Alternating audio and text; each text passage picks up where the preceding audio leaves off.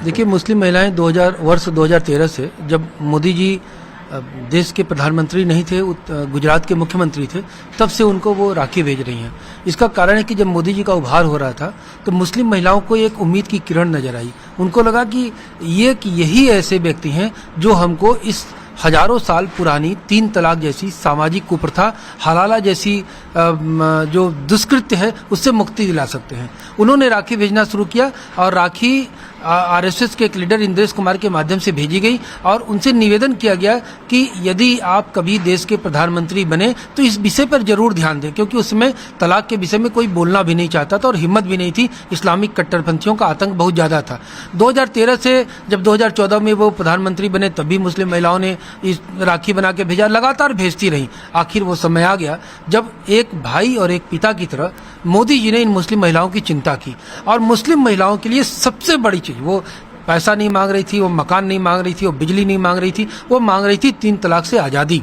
और मोदी जी ने सिर्फ 3 तलाक से आजादी नहीं दिलाई बल्कि 3 तलाक के लिए एक कठोर कानून ले आकर के इन महिलाओं को, भारत की मुस्लिम महिलाओं को सदा सदा के लिए 3 तलाक जैसी सामाजिक कुप्रथा से आजाद कर दिया। इसलिए मुस्लिम महिलाएं उनको अपना भाई और उनको पिता मानती हैं। एक बाप जब अपनी बेटी की शादी कर देता है तो शादी करने के बाद भी वो चिंता करता है। उसी तरह से मोदी जी ने मुस्लिम महिलाओं के शादी के बाद की भी चिंता की। शादी के बाद 3 तलाक हो गया तो सड़क पर आ जाएंगी, तो इसलिए उनके लिए 3 तलाक पेंशन योजना उन्होंने उत्तर प्रदेश सरकार से शुरू कराया। उन्होंने 3 तलाक खत्म कर दिया। मुस्लिम महिलाओं को आत्मनिर्भर बनाने के लिए योजना बनाई और हज यात्रा पर जो एकाधिकार मुल्लाओं का था और पुरुषों का था, उस एकाधिकार को तोड़ते हुए मोदी जी ने मुस्लिम महिलाओं को कहा कि अगर वो अकेले हज यात्रा पर जाना चाहती हैं, अपने सबसे पवित्रतम स्थान पर जाना चाहती हैं तो जा सकती हैं। तो क्यों नहीं वो मुस्लिम महिलाएं नरेंद्र मोदी को अपना भाई मानेंगी। आज वो सगे पिता और सगे भाई से बढ़कर मुस्लिम महिलाओं के लिए हो गए,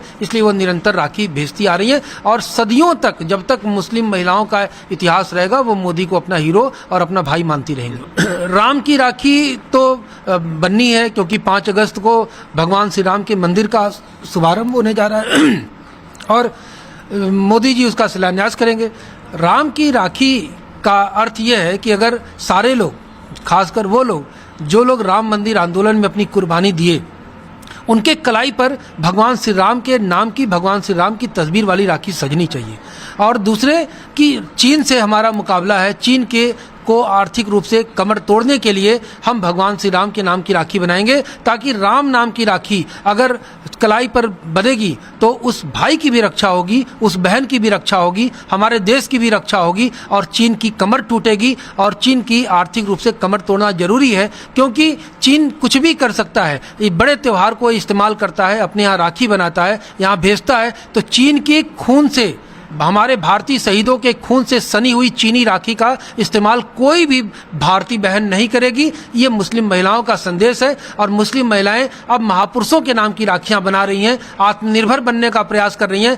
मोदी जी के नाम की राखी है, इंद्रेश कुमार के नाम की राखी है, भगवान श्री राम के नाम की राखी है, सुभाष चंद्र बोस के नाम की राखी है और डोनाल्ड ट्रंप के नाम की राखी है। ये प्रतीक है और इस बात का प्रतीक है कि जो भी हमारे देश भारत माता की रक्षा करेगा, भारत माता के प्रति कृतज्ञता ज्ञापित करेगा, भगवान श्री राम के प्रति अपनी भक्ति ज्ञापित करेगा, उसी को ये राखी बांधी जाएगी और उसी को ये राखी भेजी जाएगी। और वो लोग जो राम का विरोध करते हैं उनके लिए ये राखी नहीं है, और उनके लिए भी कड़ा संदेश है कि अगर वो चीन की राखी बांधते हैं तो शायद उनकी बहनें इस बार इनकार कर दें, कोई भी बहन चीन की राखी नहीं बांधेगी।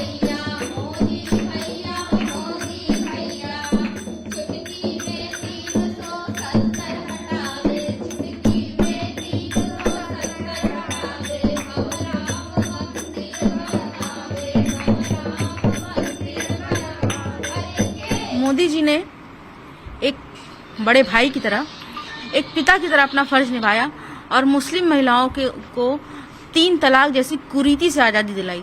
एक लंबे समय से ये कुरीति चली आ रही थी, पिछली सरकारों ने भी इस पर ध्यान नहीं दिया, मगर मोदी जी ने इस दर्द को समझा, मुस्लिम महिलाओं के दर्द को समझा और इस पर कड़ा कानून बनाया ताकि महिलाओं को इस कुरीति से आज़ादी मिले और वो भी शादी के बाद चैन की सांस ले सकें। शादी के बाद हर वक्त ये डर लग रहा था कब उनका पति उन्हें 3 तलाक देकर के घर से बाहर निकाल देगा, कब उनकी जिंदगी खतरे में पड़ जाएगी, आफत में पड़ जाएगी, उनके बच्चों का कोई ठिकाना नहीं होगा। इस बात का डर बहुत लंबे समय से महिलाओं के मन में चलता चला आ रहा था।